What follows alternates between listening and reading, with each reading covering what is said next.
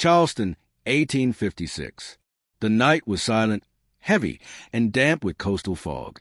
Somewhere in the dark, a single match struck, a hiss, a spark, and the barn went up like kindling. Flames licked the sky, casting a red glow across the fields as sleeping men stirred. By the time they reached the fire, it was too late. The blaze roared, drowning out their shouts. And then, in the confusion, it began. One by one, the overseers were silenced. Some cut down in their sleep, others dragged from their beds into the fire they had come to fight. By dawn, the plantation was in ruins, its power broken, and the name on every survivor's lips was the same: Tobias Monroe. To some, he was a murderer. To others, a savior. To history, he became a ghost, the Charleston Fire Devil. Like and subscribe for more forgotten dark history, and tell me in the comments, where in the world are you watching this from? Charleston, South Carolina, 1856. A city that glittered with wealth and bled with cruelty. The streets near the harbor pulsed with the sound of wooden cartwheels on cobblestone. Tall-masted ships swayed against the piers, bringing good from faraway places: indigo, rice, tobacco, and most of all, cotton. The white gold of the South was making Charleston one of the richest cities in America. But its prosperity rested on a brutal foundation.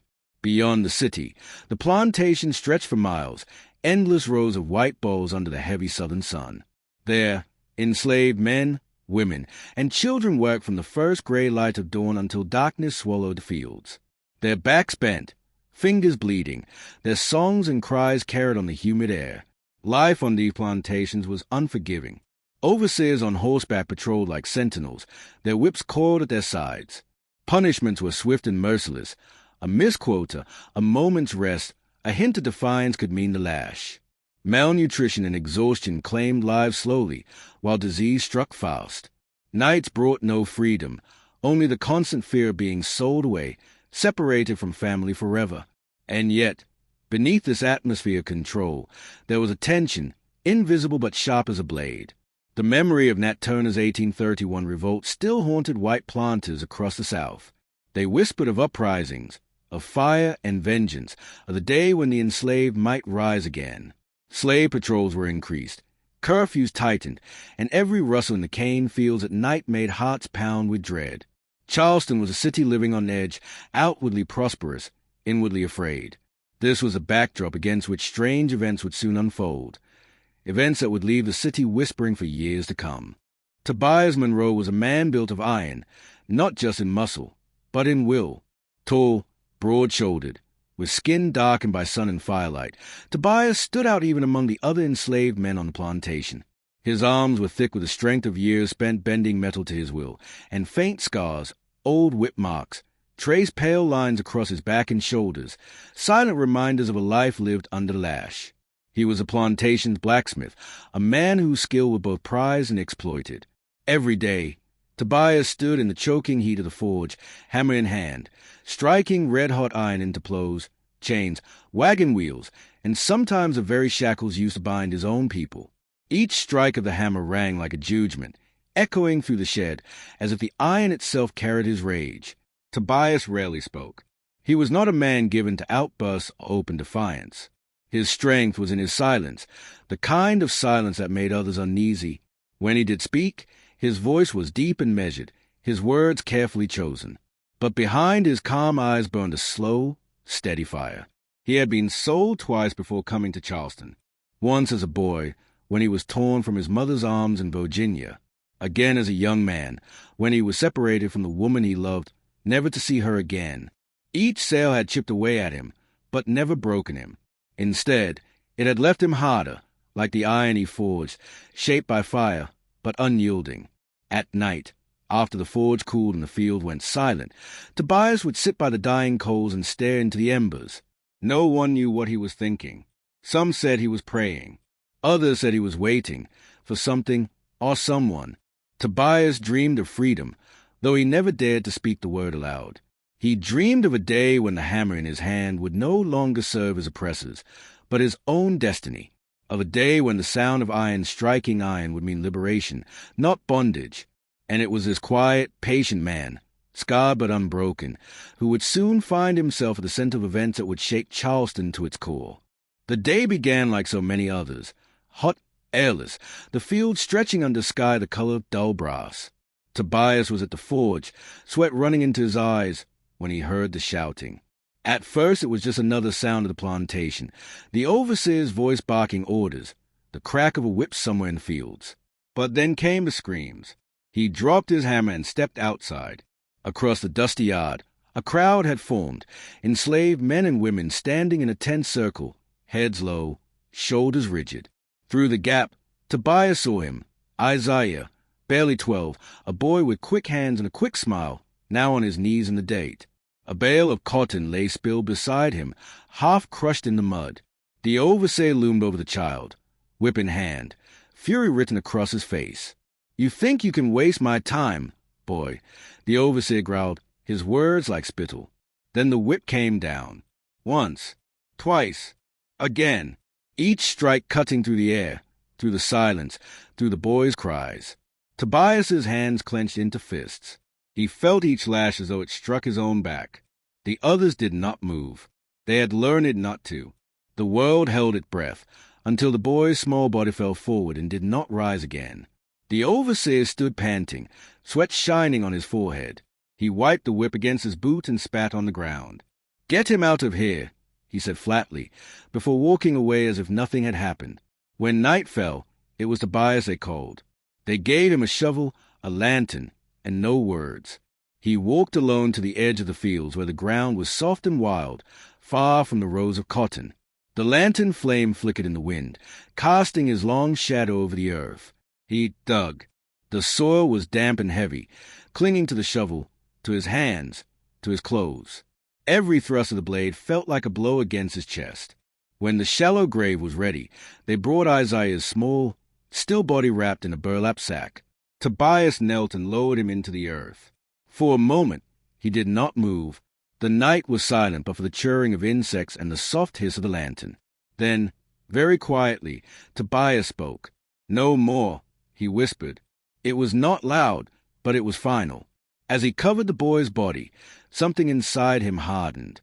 This was not just grief, it was a reckoning. Tobias swore, not for the first time but for the last time in silence, that there would be a day of payment, a day when the whip would fall no more, a day when the ground would not have to drink any more innocent blood. When he finally stood, the grave was nothing more than a mound of fresh earth under the moonlight. Tobias stared at it for a long time, then turned back toward the faint lights of the plantation house. He no longer walked like a man in chains. He walked like a man with a purpose. That night, in the forge darkness, he sat by the cold anvil and wrapped his hand around the hammer's worn handle. It was no longer just a tool. It was a promise. And with that promise, Tobias Monroe's quiet war had begun. The grave was still fresh when Tobias began to plan. By day, nothing changed. He worked the forge, repaired plowshares, fashioned wagon wheels. To the overseers and planters' sons, he was the same silent blacksmith they had always known. But at night, when the others slept and the forge cooled, he worked by a single candle. He began with small things. The first tool he forged was not for plantation. It was for himself. A crude iron hook, its edge filed sharp, small enough to hide beneath the straw of his bunk. Then came others, a heavy hammer, reshaped and balanced for a killing blow, nails flattened into makeshift blades, a chain link twisted into a brutal knuckle of iron. Each time Tobias struck the iron, sparks leapt into the darkness, lighting his face in flashes. Sweat dripped into his eyes, but he did not wipe it away. The hiss of quenching steel sounded almost like a whisper, as though the forge itself approved. He began memorizing the plantation like a soldier mapping an enemy fort. He knew where the overseers slept, which windows were left unlatched, how many steps it took from the stables to the main house. He learned the sound of each man's footsteps, which dogs barked at strangers, and which were too old to stay. But Tobias could not do it alone. One night, when the moon was high and the crickets sang loud enough to hide his steps, he sought out the preacher, an old man named Elijah who lived in a shack near the edge of the fields. Elijah's hands shook when Tobias told him what he intended, but his eyes burned with something fierce. "I have prayed for deliverance every night of my life," Elijah said softly. "Maybe this is the Lord's answer." The next to join was Ruth, the cook. She had seen more suffering than most, and had buried 3 of her own children. When Tobias asked her, she did not hesitate. "Tell me what you need," she said. "If it means we never have to hear that whip again, I'll do it." Finally came Jonah, the stable hand, a quiet boy with quick feet and quick ears. He became Tobias's eyes and ears, slipping near the big house when no one watched, bringing back scraps of information like a crow carrying shiny trinkets. They met in secret under the great oak tree at the far edge of the plantation, where the shadows were thickest. There, huddled close, they whispered plans while the moonlight filtered through the leaves like silver rain. Each night, the plan grew sharper, more dangerous. Ruth would save lamp oil from the kitchen, a little each day, until there was enough to start a fire. Jonah would steal nails, rope, anything that could be used as a weapon or a barricade. Elijah would spread the word carefully, one trusted soul at a time, until the right night came. It was a plan that could mean freedom, or death. The tension grew as the nights passed. Every sound seemed louder, every shadow seemed to hold an eye. Tobias worked with grim patience, knowing that one careless word, one wrong move, could see them all swinging from the gallows. There were nights when Ruth wept quietly into her hands, when Elijah's faith faltered, when Jonah's fear made his voice shake. But Tobias never wavered. He spoke little, but when he did, it was enough to steady them. "We are already dying here," he told them one night. "Better we choose how we die, and maybe live free." And so they prepared, night after night, the tools of their rebellion growing in secret, the fire of their resolve burning hotter than the forge itself. The night was breathless, moonless, the kind of night where the air feels too still, as though it is holding its own breath.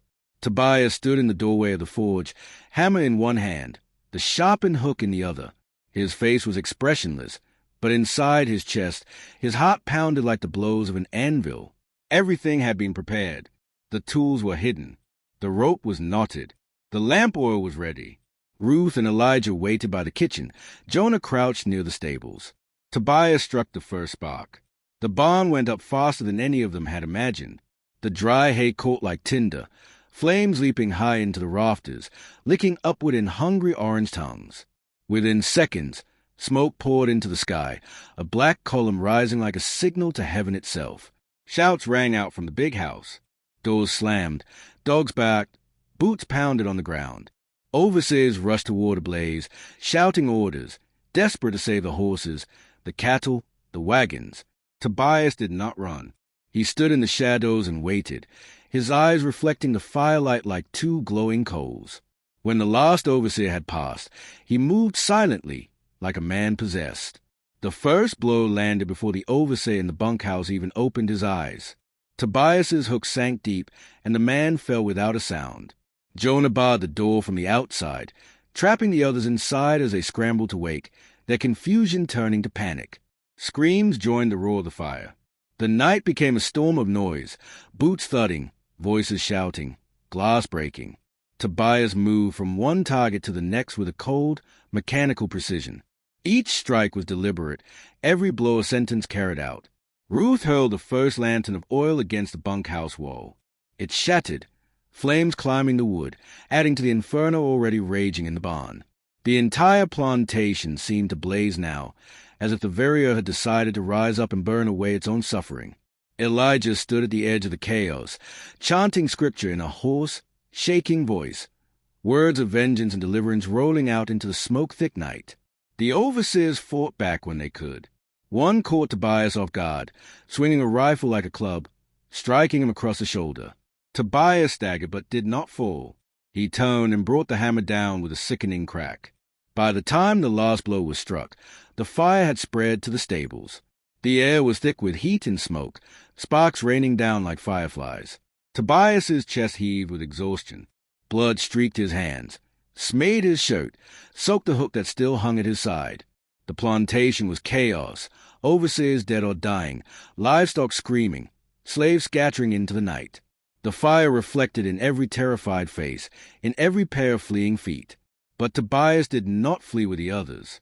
As dawn began to break, turning the sky a pale, bruised gray, Tobias stood alone by the ruins of the barn. His face was streaked with soot, his clothes torn and blackened. The forge hammer slipped from his grasp and landed in the dirt with a dull thud. For a long moment, he looked back at what was left of the plantation. The house still stood, smoke curling from its windows. The cotton field stretched out quiet and empty. And then, without a word, he turned and walked toward the swamps. By the time the sun had fully risen, Tobias Monroe was gone. No one ever saw him again. Some said he drowned in the marsh. Others claimed he made it north, that he lived to see freedom.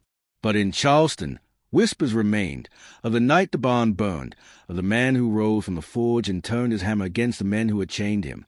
And even years later, when the war came and the Confederacy burned, there were those who said they could still see him, a shadow in the firelight, standing with his hook in hand, waiting. Dawn broke reluctantly over the plantation, as if the sun itself was ashamed to witness what remained. The fire had burned through most of the night, leaving behind blackened earth, twisted timbers, and a smell of smoke so thick it clung to the throat. The barn was gone, reduced to a heap of glowing embers. The stables were half collapsed, their roof beams smoldering like bones. The big house still stood, its windows shattered, curtains fluttering like torn flags. The planter's family huddled inside, pale and sleepless, staring out into a yard littered with the bodies of dead overseas. By mid-morning, Charleston knew. Riders came from every direction, rifles in hand, their horses lathered with sweat. The militia was cold. Soon, the once quiet roads were choked with mounted men, armed patrols sweeping through the fields and swamps. Their dogs bayed in the distance, tracking the scent of fugitives. But Tobias Monroe was gone. The search dragged on for days, then weeks. Dozens of men were questioned, beaten, and strung up on suspicion alone. In Charleston streets, talk of rebellion spread like another fire, and with it, fear. Every planter saw Tobias in their night maze. The city council ordered curfews and increased patrols. The name they gave him was meant to frighten, the Charleston Fire Devil. The retaliation was swift, merciless. Innocent men were hanged from trees along the road as warnings. Women were whipped in the yard before being sold away. The preacher Elijah was executed beneath the very oak tree where the plan had been whispered. Ruth, the cook, survived the punishment but was sent to another plantation far inland. Jonah, the stable boy, was never found. Some said he fled with Tobias. Others swore they saw his body floating in the marsh. But no amount of blood seemed to put out the fear. The plantation was never the same. No one wanted to work those fields. No overseer wanted to live in the house where their kind had been slaughtered. At night, they said the forge still glowed, though no fire was lit, that you could hear the hammer striking iron in the dark. The oak tree where Elijah died became a place no one dared to go after sunset. By the time the Civil War reached Charleston years later, the plantation had been abandoned entirely. Weeds choked the fields. The house sat empty, its windows staring blankly like hollow eyes. Travelers said it was cursed ground, a place where the air grew still and cold, even on the hottest summer day. And so, Tobias Monroe remained a ghost, not of flesh, but of memory. To some, he was a demon who had brought ruin. To others, he was a hero who struck the first blow for freedom. His name was whispered in the quarters for generations, a story to give courage in the face of the whip. Even now, long after the war, there are those who claim that on quiet nights, when the wind is right, you can still hear the hammer ringing from somewhere deep in the ruins, as if Tobias is still working, still waiting. History remembers Tobias Monroe by many names. To the planters, he was a murderer, a fiend who turned their own barns and beds into pyres. To the enslaved, he was something different, a whisper of vengeance, a sign that even iron chains could break. The shot fades to a close-up of Tobias's ghostly face, not smiling, not frowning, only staring past of you as if he sees something beyond them. Was Tobias a monster, or a messenger? A man consumed by rage, or a man who dared to answer it? Perhaps both. Perhaps that is a price of freedom, a fire that consumes everything in its path, leaving ash where justice should be. The screen darkens, leaving only the silhouette of the lone oak tree where the first whispers of rebellion were spoken. And when the wind howls across these fields, some still say you can hear the hammer striking. Was it the sound of rebellion, or the beginning of an endless cycle of blood? The sound of a distant, echoing hammer strike fades to silence. The screen fades to sepia, holding on the lone tree in the distance.